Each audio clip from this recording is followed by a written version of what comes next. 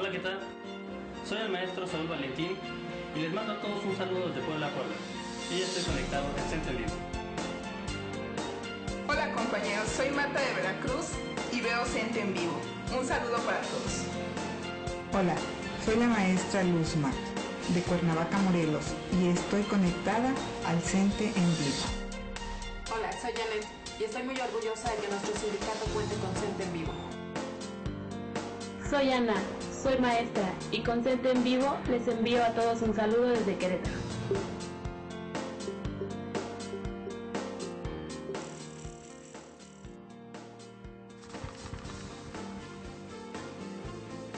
CENTE en Vivo, unidos en una sola señal.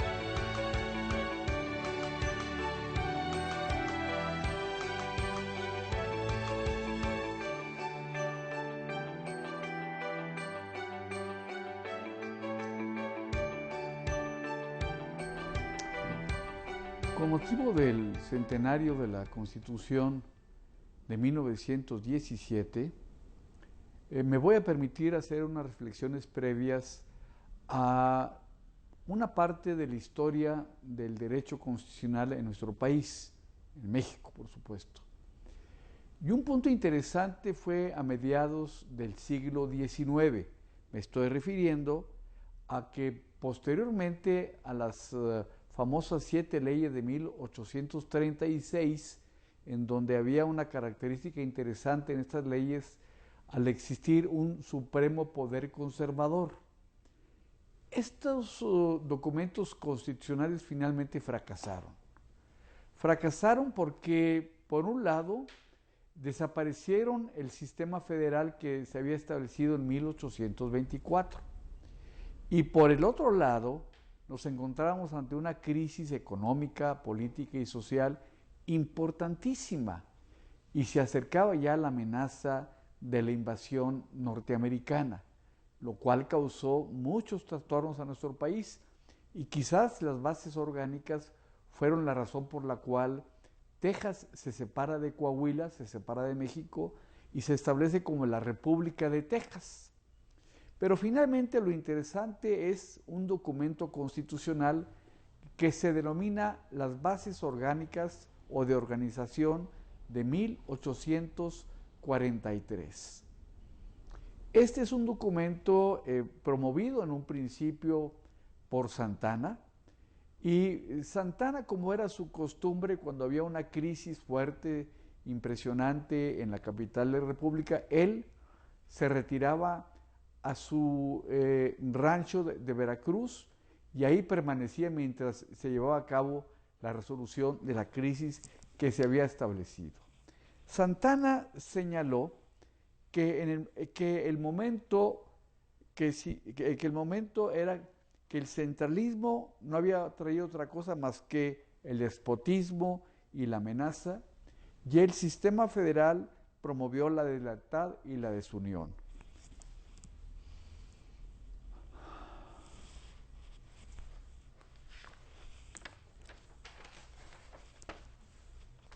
¿Continuamos?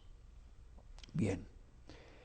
El intento por establecer un sistema constitucional que pudiera equilibrar las diversas fuerzas políticas en el país no fue logrado a través de esta Constitución de 1843, porque las características de este documento finalmente fueron muy elitistas, tan elitistas que para ser diputado, para ser incluso ciudadano, para ser senador, se requería cierta capacidad económica, razón por la cual finalmente se estableció un documento constitucional por una élite fundamental de la capital de la República y por algunos fundamentalmente sacerdotes, arzobispos, obispos, etcétera, etcétera. Y esto trajo como consecuencia una constitución centralista, elitista y con algunas características que me voy a permitir mencionar.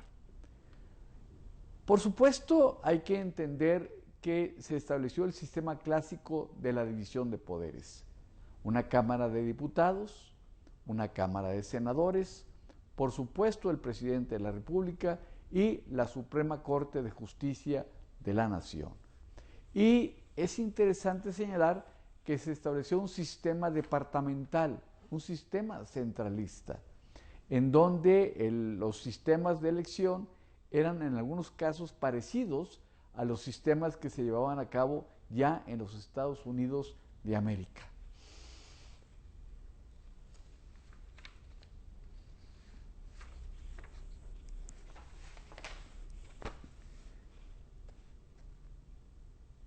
Hubo personajes interesantísimos incluso que desecharon participar en el proyecto de Constitución de 1843, entre ellos un personaje interesantísimo en la historia de México, me estoy refiriendo a Melchor Múzquiz. Pero finalmente, el 12 de junio de 1843, Santa Anna sancionó las bases orgánicas de la Constitución, obviamente, repito, de 1843. Casualmente, cuando se terminó el proyecto, Santa Anna regresa de su rancho de Veracruz y viene a darle la promulgación y la publicación para establecer un sistema, repito, central de gobierno. Mediante estas bases fue instituida la Segunda República en México. Era un sistema republicano, pero no era un sistema federal, era un sistema absolutamente centralista. En el centro radicaba la fuerza política del país, aunque los departamentos tenían una interesante participación política que posteriormente me voy a permitir mencionar. Es importante también establecer que hubo un apartado de lo que denominamos garantías individuales, pero también es interesante establecer que en esta Constitución se estableció la prohibición total y absoluta de la esclavitud. Recordemos que esto no les agradaba mucho a los Estados Unidos de Norteamérica, sobre todo a los estados del sur de Norteamérica, porque ahí había total y absoluta esclavitud y en México se prohibió totalmente.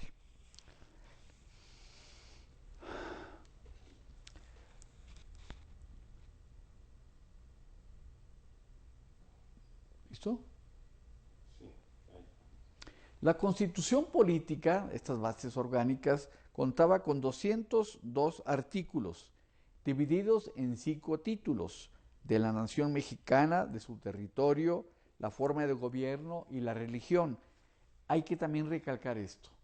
En todas las constituciones del país, desde la Constitución de Cádiz, la Constitución de Apatzingán, la Constitución de 1824, las constituciones centralistas de 1836 y estas bases orgánicas, invariablemente había una religión obligatoria, que era precisamente la católica.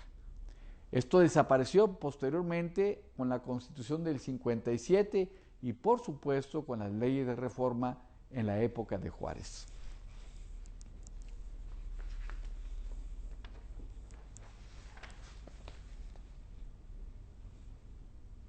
También encontramos un capítulo vinculado con los mexicanos, los ciudadanos mexicanos, sus derechos, sus obligaciones de unos y otros, el poder legislativo, el poder ejecutivo, el poder judicial, el gobierno de los departamentos. Hay otro punto que vale la pena recalcar. Había, podríamos mencionarlo, un cuarto poder, que era el poder electoral. En esta constitución política se establece el poder electoral. Y por supuesto, las disposiciones generales sobre la administración de justicia, de la hacienda pública, y por supuesto un principio que invariablemente en todas las constituciones del mundo encontramos, el principio de reformabilidad constitucional. Presumiblemente estas bases orgánicas tuvieron vigencia hasta la expedición del Acta Constitutiva y las reformas de 1847, pero la realidad era que la gobernabilidad era absolutamente precaria, por lo que hicieron imposible su observancia. Hay que recordar que a finales de 1844 el general Santana fue derrocado y exiliado en mayo de 1845, por lo que entró al gobierno el general José Joaquín Herrera, que fue quien realmente se enfrentó a las fuerzas norteamericanas durante la intervención.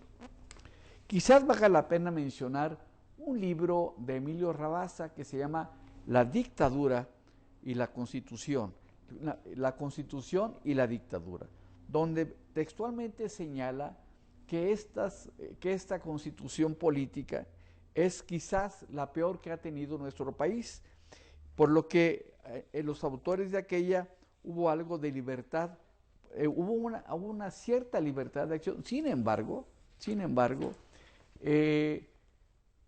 Santana se caracterizó, y hay que recordarlo muy bien, por ser un personaje en determinada época como un dictador del sistema político mexicano, sobre todo en los primeros años del siglo XIX, me estoy refiriendo posteriormente a 1824.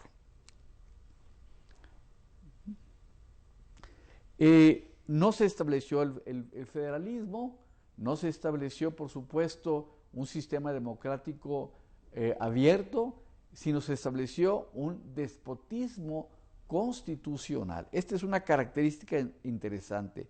El gobierno era central, el gobierno central era quien finalmente definía incluso quiénes iban a ser los gobernadores de los departamentos. Esto es importante también que lo dejemos en claro, ¿sí? ¿Podemos ver? Por lo que respecta al Congreso, el Congreso se compone de una Cámara de Diputados y, por supuesto, una Cámara de Senadores, designados por los electores terciarios, que lo fueron también por los secundarios, y solo estos por el pueblo, y una Cámara de Senadores designados por los poderes públicos y por las asambleas del departamento, pero entre ciertas gentes sobresalientes, sobre todo aquellos sectores económicamente poderosos. Ellos eran los que entraban como senadores de la República. Esto es un punto también interesante que hay que recalcar.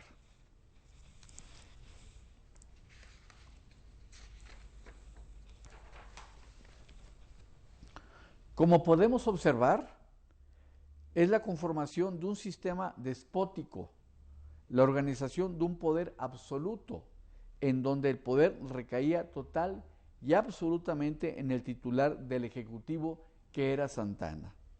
Ahora me voy a permitir establecer y señalar algunos episodios históricos vinculados con las bases orgánicas de 1843. La parte del siglo XIX que nos ocupa es un periodo sumamente interesante y complejo, en donde se establecen mecanismos heredados, por supuesto, del sistema constitucional español. Hay que recordar a la Constitución de Cádiz de 1812, que tuvo una gran influencia en el sistema político mexicano y en el sistema social mexicano. Y es importante también vincular lo histórico y lo normativo. No lo podemos desvincular. Las constituciones son producto del momento histórico, del momento social, del momento político y, por supuesto, de las situaciones económicas que imperaban en ese momento.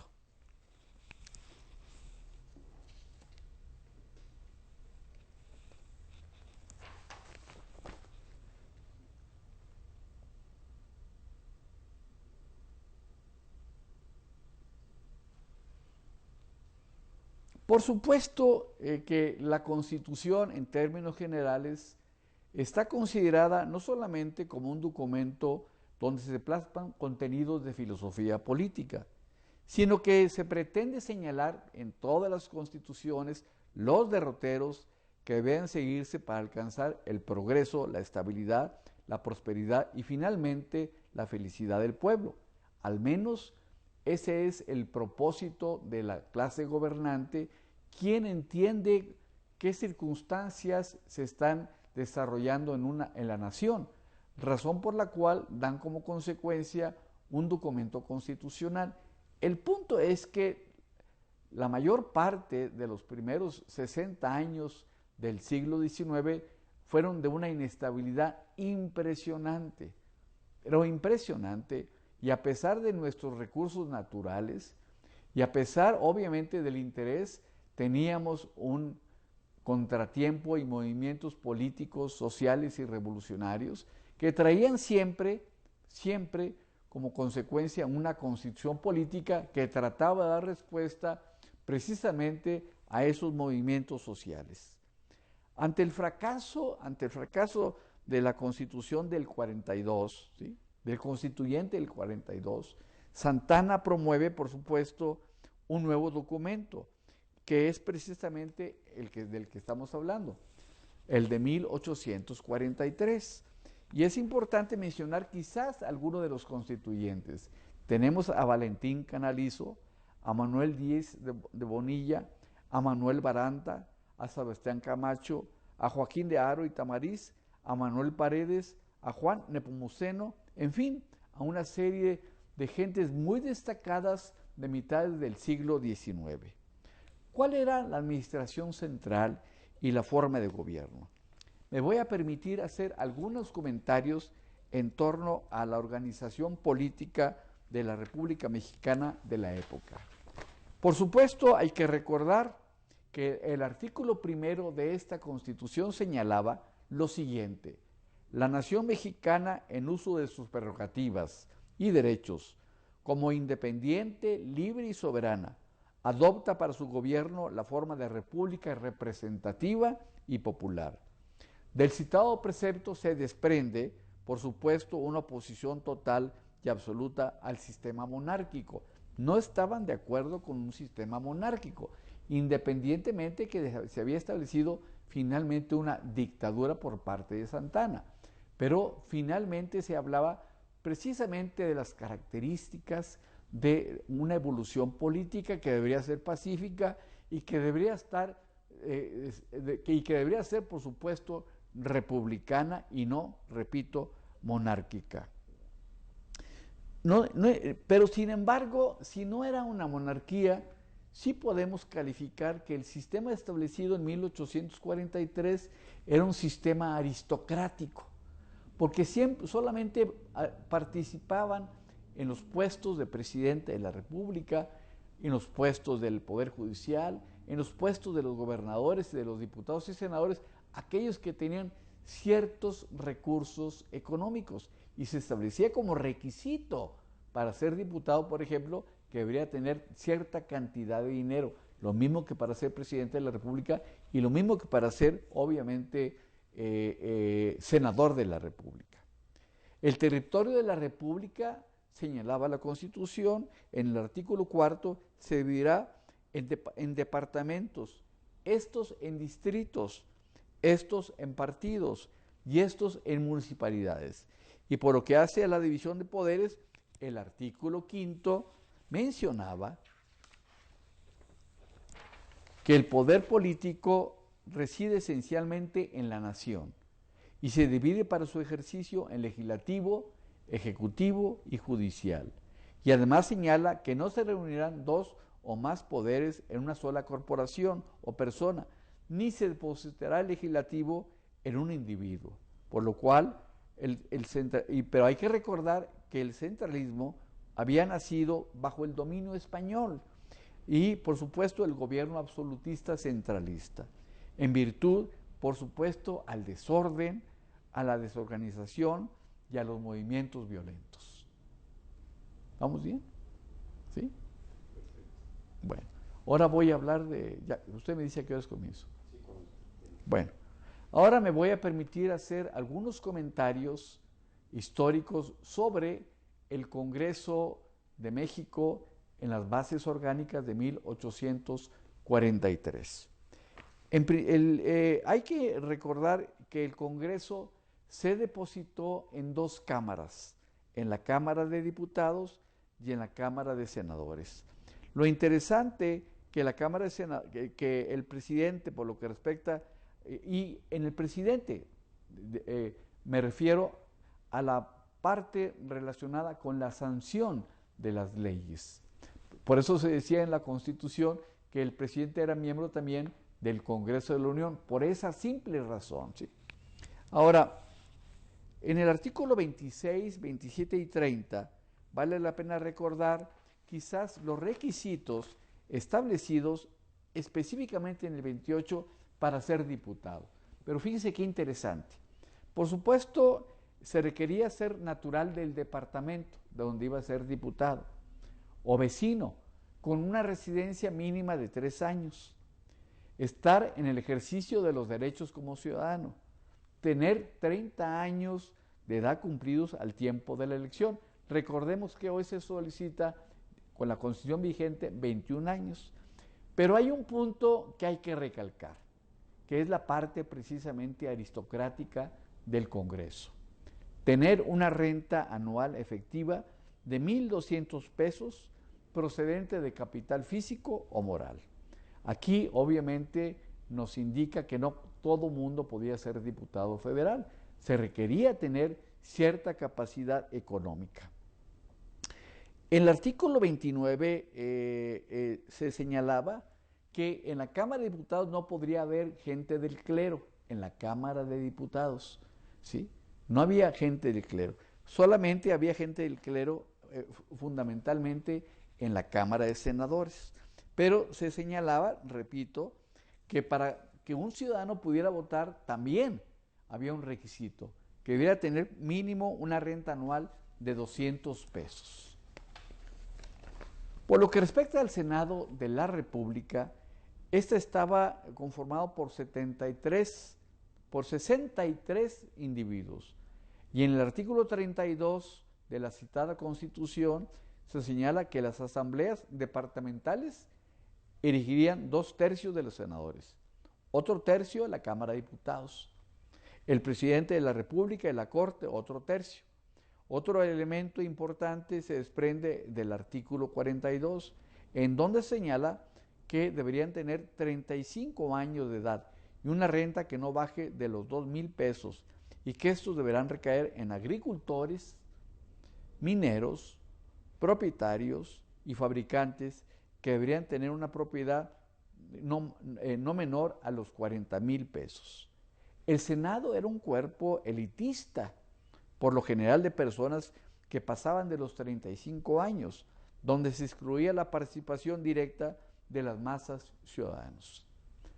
Bien, ahora voy a hacer algunas reflexiones en torno a la presidencia de la República. Vale la pena señalar que se requería, de conformidad con lo que establecía el artículo 84, lo siguiente. Primero, ser mexicano por nacimiento,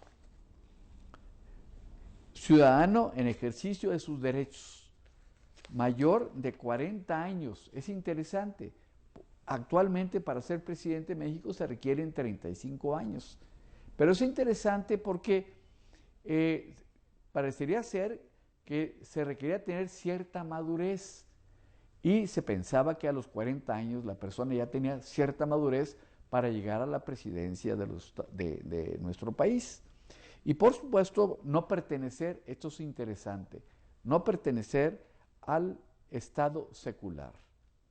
Por lo que hace el Poder Ejecutivo, era un ejecutivo unipersonal, electo cada 5 años, de conformidad con el artículo 83, era la cabeza de la administración general y tenía encomendada la tranquilidad en el interior y la seguridad exterior, como lo establecía el artículo 85. Entre sus facultades más importantes las encontramos en el artículo 83 de las bases orgánicas. Es importante destacar la de nombrar y remover sin ninguna cortapisa a los secretarios del despacho, como lo encontramos actualmente. A diferencia, por ejemplo, en Estados Unidos, por ejemplo, en el sistema constitucional norteamericano, el presidente de la República requiere la ratificación del Senado de la República para nombrar a los ministros de la Corte, para nombrar al secretario de Estado.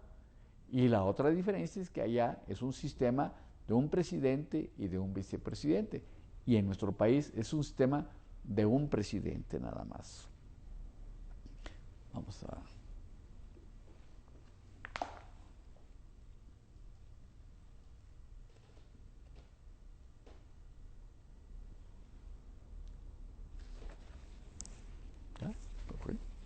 Otro punto interesante, sobre todo por los vínculos que había con la Iglesia, era facultad del presidente de la República, sobre todo los tratados internacionales. Y los tratados con la Santa Sede era un punto fundamental, sobre todo porque la religión obligatoria en esta Constitución era la religión católica.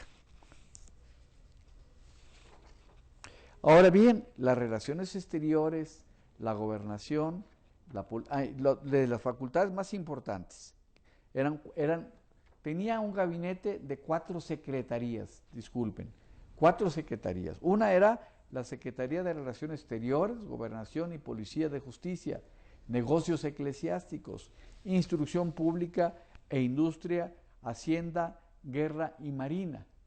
A diferencia, por supuesto, que actualmente hay más de 20 instituciones independientemente de los organismos autónomos.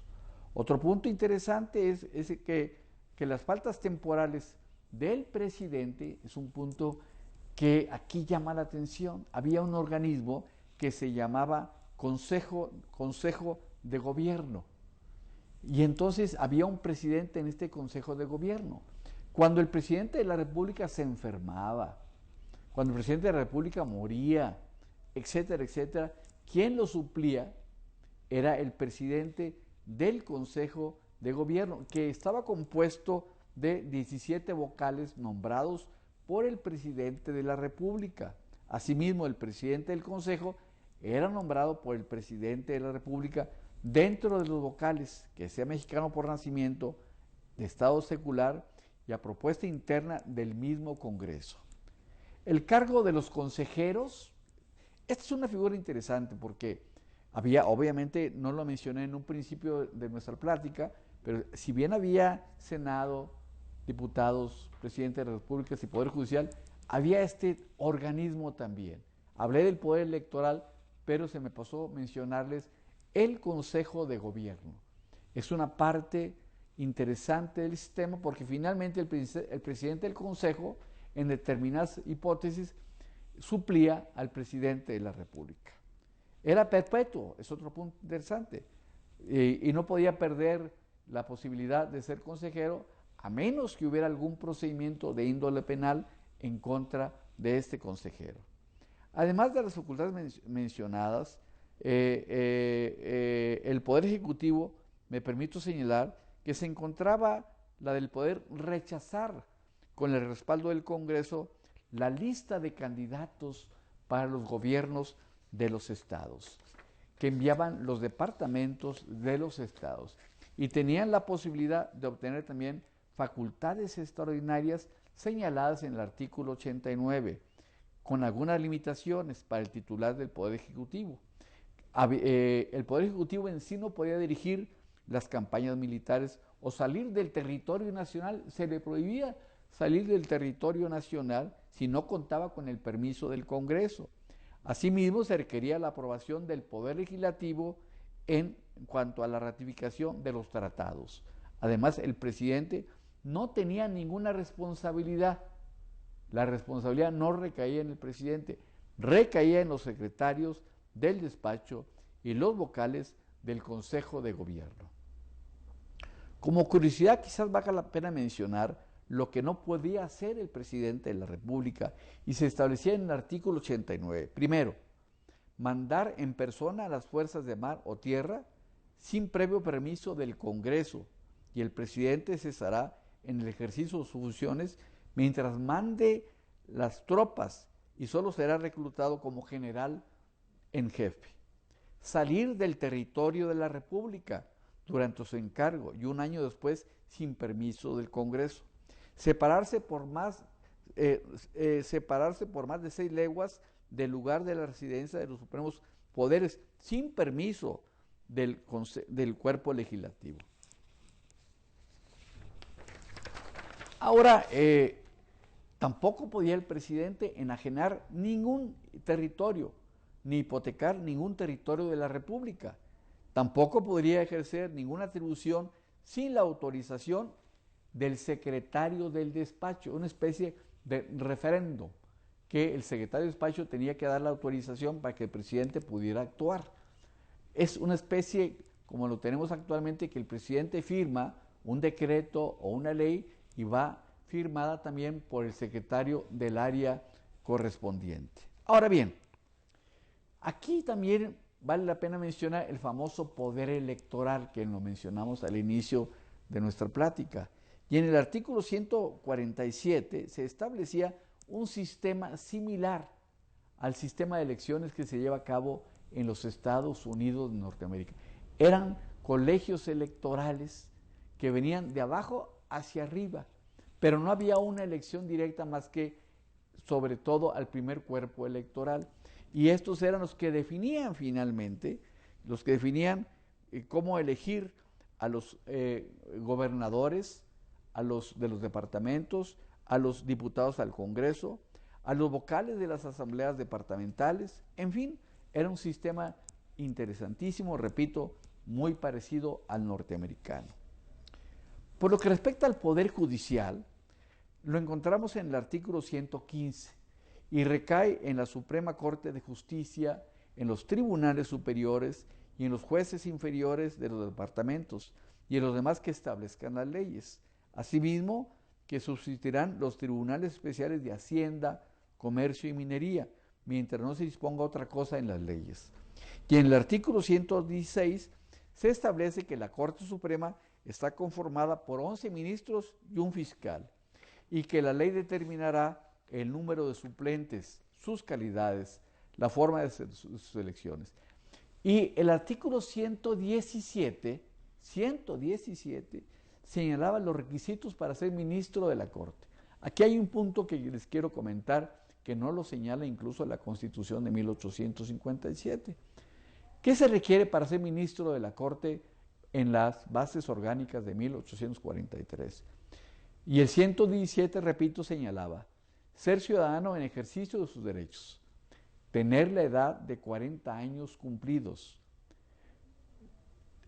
ser abogado recibido conforme a las leyes, haber ejercido su profesión por un espacio de 10 años en la judicatura y 15 en el foro con estudio abierto, no haber sido condenado judicialmente en proceso legal por algún crimen o delito que tenga impuesta pena infamante. Aquí, estos eran los requisitos para ser ministros de la Corte. Pero otra cosa que sí les va a llamar la atención es que no existe ninguna constitución. Había un tribunal que tenía la responsabilidad de juzgar a los ministros de la Corte. Esto no lo encontramos, les repito, en ninguna constitución política de nuestro país. Por supuesto, no se encuentra en la Constitución de 1917. Pero aquí lo interesante era, por supuesto, el sistema que se establecía para juzgar precisamente a la Corte de Justicia. Era un tribunal especial compuestos fundamentalmente por abogados del Congreso de la Unión, y estos tenían la responsabilidad de estar vigilando permanentemente el trabajo que ejercían los ministros de la Suprema Corte de Justicia. Otro apartado interesante es el apartado de las garantías individuales que encontramos en la Constitución de los Estados Unidos y la prohibición de la esclavitud. Y es interesante hablar de la libertad de manifestación de ideas, no ser molestado por opiniones, y por otro lado había un artículo que hablaba de la libertad de imprenta y un derecho natural de los ciudadanos en cuanto a la propiedad privada. Estos son también elementos interesantes de estas bases orgánicas de 1843. Ahora, ¿qué sucedía con los estados? Los que anteriormente en la Constitución 24 eran estados, se convirtieron en departamentos. Se estableció un sistema centralista, gobernado fundamentalmente, sobre todo por el presidente de la República. Y en el título sexto de las bases orgánicas se señalaba que en cada departamento existiría una asamblea compuesta por un número de vocales, una especie de congreso local, que no pase de 11 ni baje de 7. Asimismo, con sus suplentes, se requería tener una edad de 25 años cumplidos, con las mismas obligaciones, y se renovarían por mitad cada 2 años. Esto es un punto también interesante de los congresos locales. Y finalmente, quizás valga la pena mencionar algo interesante, es decir, cómo había una importantísima función que ejercían los departamentos, por lo que respecta a la inversión, a la contabilidad de Hacienda y a la creación de empleos y la recaudación de la Hacienda departamental. Asimismo, proponían fondos para la beneficencia pública, mejorar los caminos, mejorar la enseñanza, los establecimientos literarios, en fin, estas eran algunas de las funciones que ejercían los departamentos. Por lo que hace al ejecutivo de los departamentos, y me refiero específicamente al gobernador, es importante mencionar que era nombrado por el presidente de la República a propuesta de las asambleas departamentales y duraban en el cargo 5 años. Los requisitos eran tener 35 años de edad, natural y vecino del departamento, y también una renta vitalicia de 2,000 pesos y tener un servicio de 5 años en empleos, cargos públicos, en fin, eran quizás los puntos más importantes de los gobernadores de los departamentos creados en estas bases orgánicas. Había un principio, que eso lo encontramos invariablemente en todas las constituciones, que me refiero al principio de la reformabilidad constitucional, y lo encontramos en el artículo 202, y se establece un mecanismo para llevar a cabo en cualquier tiempo las alteraciones o reformas a estas bases, y se observa todo lo prevenido en las leyes comunes, sin más diferencia, por supuesto, de la votación, en la que no se requería ni más ni menos de 2/3 de votos de ambas cámaras, me refiero la Cámara de Diputados y la Cámara de Senadores. Finalmente, lo vuelvo a recalcar, el 12 de junio de 1843, Antonio López de Santana, como presidente provisional de la República, sancionó las bases orgánicas que entraron en vigor el 12 de junio de 1843. Muchas gracias.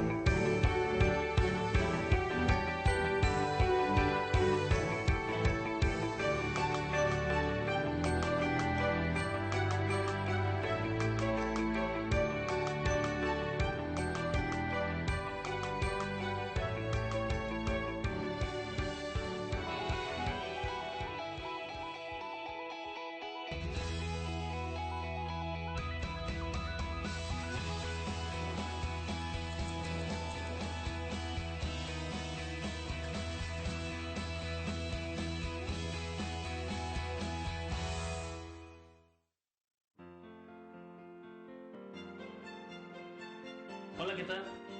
Soy el maestro Saúl Valentín y les mando a todos un saludo desde Puebla, Puebla. Y ya estoy conectado al Centro en Vivo. Hola compañeros, soy Marta de Veracruz y veo CENTE en vivo. Un saludo para todos. Hola, soy la maestra Luzma de Cuernavaca, Morelos y estoy conectada al CENTE en vivo. Hola, soy Janet y estoy muy orgullosa de que nuestro sindicato cuente con CENTE en vivo. Soy Ana, soy maestra y con CENTE en vivo les envío a todos un saludo desde Querétaro.